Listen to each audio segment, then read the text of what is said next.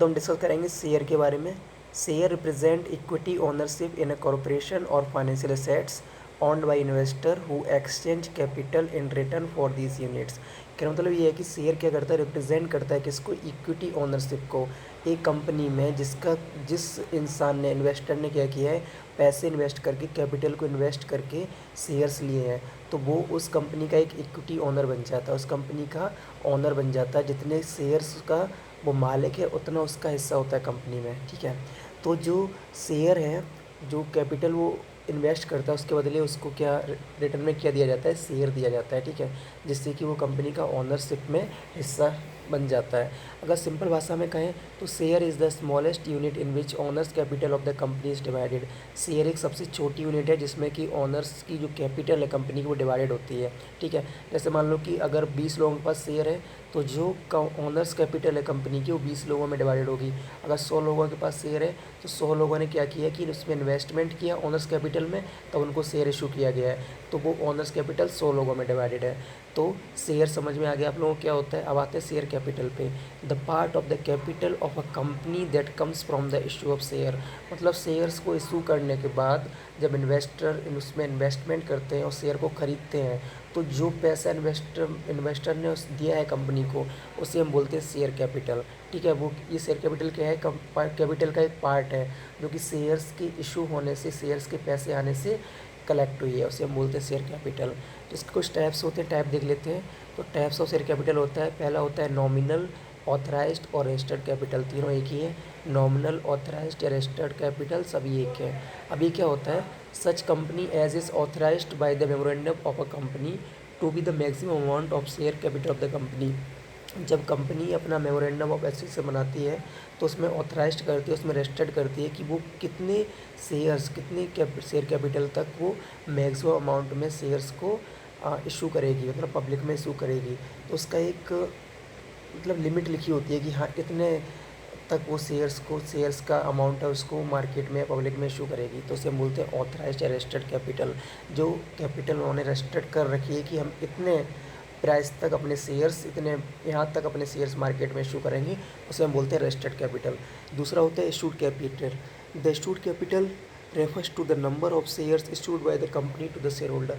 Issued capital समझ में आ गया होगा कि ऐसी कैपिटल जो इशू की गई है, मतलब कि रजिस्टर्ड कैपिटल आपने देख लिया कि जो रजिस्टर्ड की जाती है।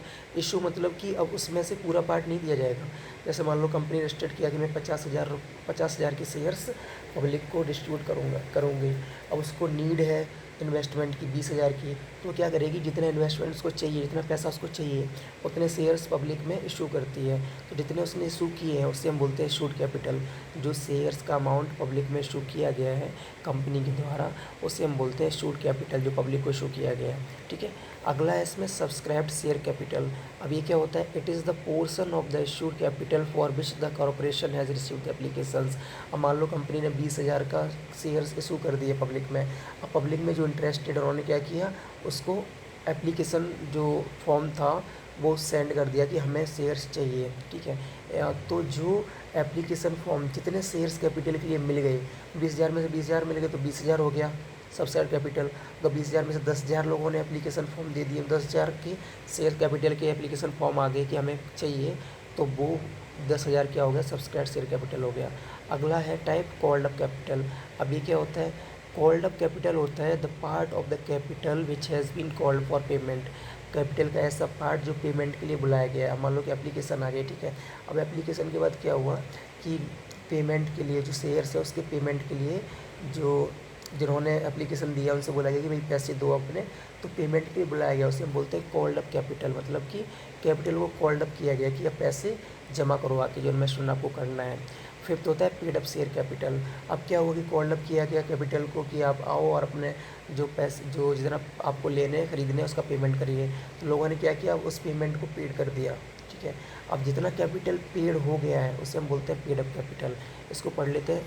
Paid up capital is the amount of money a company has received from share holders in exchange for share of stock. मतलब कि एक अमाउंट होता है पैसे का जो कंपनी को रिसीव कर हो गया है, किससे, शेयर होल्डर के द्वारा, किसके एक्सचेंज में, शेयर ऑफ स्टॉक, शेयर या स्टॉक के एक्सचेंज में क्या हुआ, कंपनी को पैसा मिल गया, उसे हम बोलते हैं पेड ऑफ शेयर कैपिटल, ठीक है। ये हो गए आपके टाइप्स ऑफ कैपिटल। अब आते हैं difference between shares and debentures. दो होते हैं, एक होता है शेयर्स, एक होता है डिवेंचर्स, ठीक है। इनके बीच में डिफरेंस क्या है वो देखते हैं।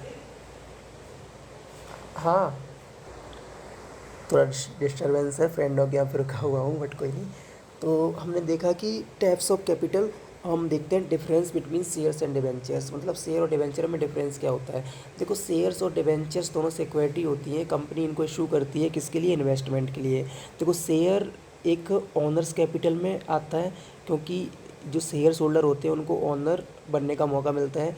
और डिवेंचर्स आपके क्रेडिटर्स होते हैं, मतलब ये जैसे हम किसी से पैसा उधार लेते हैं, ठीक है, उसको पैसा वापस करना पड़ता है इंटरेस्ट के साथ, तो वो आपके डिवेंचर्स होते हैं, ठीक है। अब इसमें डिफरेंस क्या वो देखते हैं। तो पहला पॉइंट है नेचर। नेचर क्या होता है? Shares are considered as a part of owners fund. Shares को ओनर्स फंड कंसीडर किया जाता है, लेकिन डिवेंचर्स को बोरोड फंड, मतलब हमने किसी से पैसा लिया है तो वो वाला फंड कंसीडर किया जाता है। दूसरा है status. Share holders are known as owners of the company. जो शेयर होल्डर है उनको कंपनी का ओनर माना जाता है, और जो डिवेंचर्स है उनको क्या माना जाता है? क्रिएटर्स, मतलब जिन्हें हमें पैसे देने हैं उन्हें बोलते हैं क्रिएटर, जिनसे हमने लोन लिया है, पैसा लिया है, ठीक है। तो डिवेंचर्स को हम क्रिएटर्स बोलते हैं कंपनी का, और शेयर्स को, होल्डर को क्या बोलते हैं? ओनर्स बोलते हैं। तीसरा है voting rights. Share holders gets voting right. जो शेयर होल्डर है उनको क्या मिलता है? वोटिंग राइट मिलता है। कंपनी के ओनर है तो वोटिंग राइट मिलेगा ही, और डिवेंचर्स जो होते हैं उन्हें वोटिंग राइट नहीं मिलता। चौथा है control. The control of the company lies in the hands of share holders. जितना भी कंट्रोल है कंपनी का वो किसके हाथ में आता है? शेयर होल्डर्स के हाथ में आता है, क्योंकि वो ओनर है भाई कंपनी की, तो उनको क्या दिया जाता है? कंट्रोल दिया जाता है। लेकिन डिवेंचर्स को ऐसा कोई कंट्रोल देने के लिए नहीं, कंपनी में इनका कोई कंट्रोल नहीं होता है। Debenture have no control over the fair of the company. जितने भी कंपनी का फेयर्स है उसमें डिवेंचर्स का कोई कंट्रोल नहीं होता। पाँचवा है राइट टू रिटर्न, मतलब कि जो शेयर्स का अमाउंट है वो रिटर्न होगा कि नहीं होगा, इसको देखते हैं। Equity share holders have no right to get regular return in case of loss. अगर लॉस हुआ तो जो इक्विटी शेयर होल्डर्स हैं उनको कोई राइट नहीं है कि उनको पेमेंट मिलेगा, ठीक है।